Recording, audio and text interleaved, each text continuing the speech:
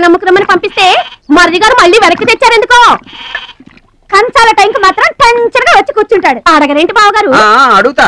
ఏరా మాట్లాడకుండా పోతామే, అమ్మలేదా? ఎలా అమ్మంటావన్నయ్య? ఇది తల్లి కడుపులోంచి బయటపడుతున్నప్పుడు కింద పడితే ఎక్కడ దెబ్బ తగులుతుందో అని ఈ చేతులతో పట్టుకున్నవాడిని. మళ్ళీ అదే చేతులతో తల్లి నుంచి బిడ్డను వేరు చేసి కసాయివాడికి అమ్మడానికి నాకు మనసు రాలేదన్నయ్య. విన్నారా? వింటున్నా. ఆయన దొక్కడిదే జాలిగుండే, మనం మాత్రం కసాయోళ్ళం.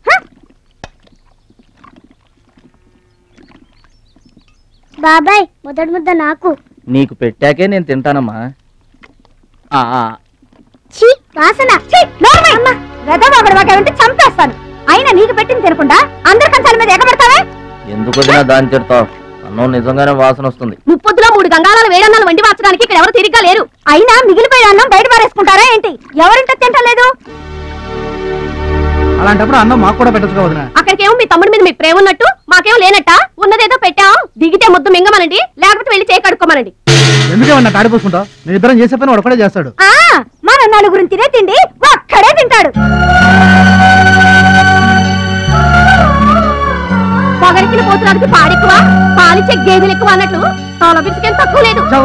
భద్రాచలం, ఒరే భద్రాచలం, అన్నం మీద అలిగేలోని ఏం పిలవక్కర్లేదు.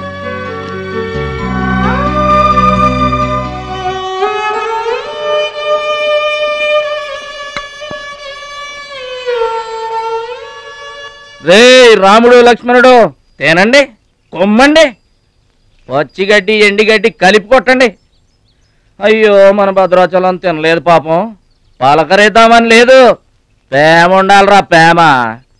మా పెద్దోదిని మాట కొంచెం పెలుసే గాని ఆవిడ చేత్తో ఆవకాయ పెట్టినా ఆనపకాయ వండినా అమృతం. ఈ పాటికి పప్పు ఆవకాయ కలిపి కొట్టేసి ఉంటారు. ఎవరో?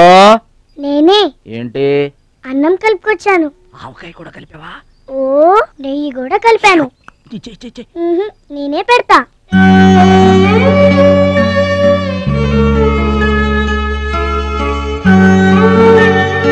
ఏంటి ఏడుస్తున్నావు? మా అమ్మ మాటలు గుర్తుకొచ్చాయా?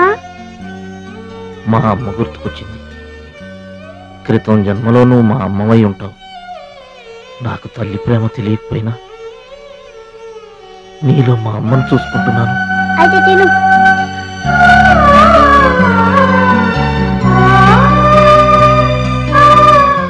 ఏంటి చెల్లయ్య చూస్తున్నావు? అతను వాడా? వాడి గురించి ఒక్క మాట మాట్లాడినా వేస్టే. పనికి మాలిన వెధవ, సోంబేరి, తిండి పోతు. ఆయన తిండి సరే, ఈ తిండి దేనికి? రేపు పోటీలు కదా, గెలుద్దామని. గెలుద్దామనే? ఆ సెటప్ ఏంటి? వాడు వేస్ట్ అయితే వీడు సూపర్ వేస్ట్ కదరా అన్నయ్య. నువ్వు చెప్పింది కరెక్టే. వాడు పోటీలకేనా? గెలుద్దామనే? వాడు గెలుద్దామనే. వీడికి మ్యాథ్ ఎక్కువ, మోత్ తక్కువ. వాడికి కండ ఎక్కువ, కార్యం తక్కువ. దొందు దొందు. మా రోజుల్లో అయితేరా ప్రతి సంవత్సరం అమ్మా. నువ్వా? పాతికిస్తావా? పాతికేంటి? పావలా ఇస్తావా? పావలా ఏంట్రా? పోనీ ఊరికే ఇస్తా.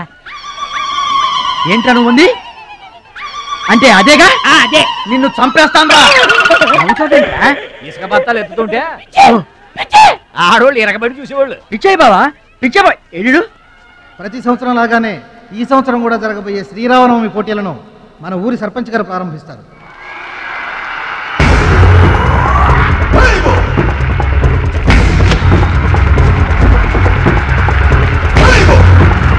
బాబాయ్, ఏంటి తోస్తున్నా? మా బాబాయ్ గెలడం నేను చూడాలిగా. ఎవరు మీ బాబాయ్? అదిగో మిలమిలా వేసిపోతున్నాడు, అతనే మా బాబాయ్. ఆ బండపయ్య, అతను గెలవడు. అదిగో సన్నగా ఉన్నాడే మా అన్నయ్య, అతనే గెలుస్తాడు. గ్లాస్ బెంక్ లో ఉన్నాడు, వాడేం గెలుస్తాడు? మా బాబాయ్ గెలుస్తాడు. లేదు, మా అన్నయ్య గెలుస్తాడు. మా బాబాయ్ గెలుస్తాడు. మా అన్నయ్య గెలుస్తాడు. అలాగా? మీ అన్నయ్య గెలుస్తాడా? సరే. ఎక్కడికి? దేవుడికి దండం పెట్టుకోవాలని. ఏమని? ఈసారి మళ్ళీ మీరు పడవెక్కినప్పుడు దానికి చిల్లు పడి మీరందరు గోదావరిలో మునిపోవాలి. అమ్మో, ఇలా కూడా దండం పెట్టుకుంటారా? మీ బాబాయ్ గెలుస్తాడు కానీ అలాంటి దండాలు పెట్టుకోవద్దు నువ్వు. సరే, మా బాబాయ్ గెలవాలని దండం పెట్టుకో. సరే.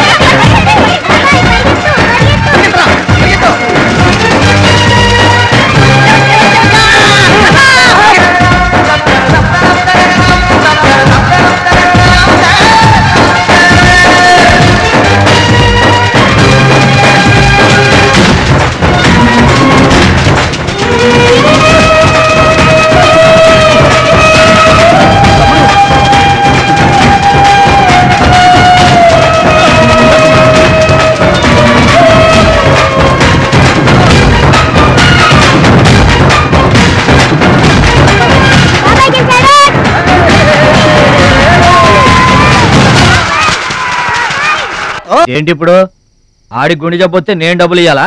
మీరిచ్చేదే ఉంది బాబాయ్, మా పొలం ఉంది కదా అది అమ్మి. ఆహా, అమ్మి డబ్బు ఒట్టుకుపోదామని వచ్చావన్నమాట. మా తల్లే, వాటాలు పనిచేయడానికి మీ 5 పూచూపుల్లో కూడా లేదు ఇక్కడ. మా అమ్మా నాన్న వాడిని డిగ్రీ దాకా చదివించారు, అది గుర్తుంచుకోండి. వాడు చదువుకున్నాడు కాబట్టే వాడికి 5 ఎకరాలు పంచారు, మీరు చదువుకోలేదు కాబట్టే మీకు 20 ఎకరాలు ఇచ్చారు. అయినా ఇవాళ వాడి ప్రాణం మీదకి వచ్చి అవసరమై వాడి పొలం వాడు అమ్ముకుంటానంటే మీరు అభ్యంతరం పెడతారేంటండి? అయినా వాడికి చదువు వచ్చింది, చదువుకున్నాడు, మీకు చదువు రాలేదు, చదువుకోలేదు. ఒళ్ళు రాలిపోతాయి మరో మాట మాట్లాడే ఉంటే. నాకు చదువు రాదు కాదు, ఆడి కోసం త్యాగం చేశా. అన్నయ్య నువ్వు పలక బల్పం పట్టుకో, నేను పలుకు పార పట్టుకుంటానన్న. అన్నయ్య నువ్వు బళ్ళోకి వెళ్ళు, నేను బర్రెల కాపలాకి వెళ్తానన్న. అన్నయ్య నువ్వు లాగు చొక్కా వేసుకో, నేను గోసి పెట్టుకుంటానన్న. ఇలా ఆడి కోసం త్యాగాలు చేయబెట్టాడు, చదువుకొని గొప్పడు అయిపోయాడు. ఇంకా ఆడి కోసం త్యాగాలు చేసి నా పెళ్ళం పిల్లల రోడ్ల మీద అడుక్కు తినమంటావా? చెప్పు చోమహా. అలా అంటావేంటి బాబాయ్? 15 ఏళ్లుగా మా పొలం మీరు పండించుకుంటున్నా ఒక్క పైసా కూడా అడగలేదు. ఇవాళ అవసరం వచ్చి మా పొలం మేము అమ్ముకుంటామంటే కుదరదంటారేంటి? ఏంటి నిలదీస్తున్నావా? నీకు సమాధానం చెప్పాల్సిన అవసరం నాకు లేదు. పిచ్చయ్య గారు, మీరు మాట్లాడుతుంది ఏమీ బాగాలేదు. అరే, ఆపరేషన్కి అవసరమై వాడి పొలం వాడు. పొలం మాట ఎత్తకుండా ఉంటావంటే నేను రాత్రికేడ పడుకొని పొద్దుటే వెళ్ళిపోండి, లేదా అక్కర్లేదు, మేమే వెళ్ళిపోతాం.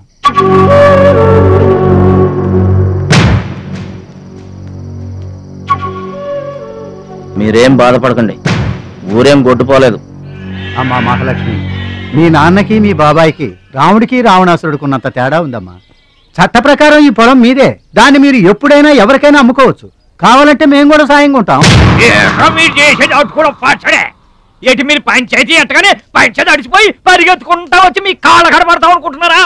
ఏయ్, పిచ్చి పిచ్చి వేసారంటే పొలంలో కలుపుని తీసినట్టు తీసవత మరేట అనుకుంటున్నారా? పిచ్చియా, నోరు జారుతున్నావు. నోరు జారటం కాదురా, మధ్యలో ఎవడైనా మాట్లాడాడంటే మెడకాయలు తెగిపోతాయి. ఏంటండి మరి అన్యాయంగా మాట్లాడుతున్నారు?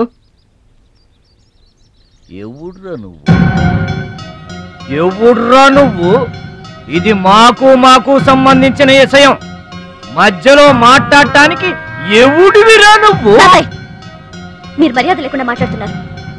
మర్యాద ఎక్కువ ఇచ్చాను కాబట్టే ఇంకా ఈ ఊళ్ళో ఉన్నారు.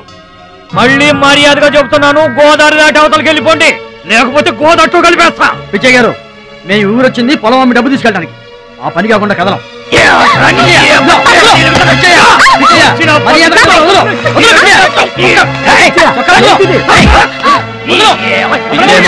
చేస్తున్నావు నువ్వెవడ్రా చెప్పటానికి?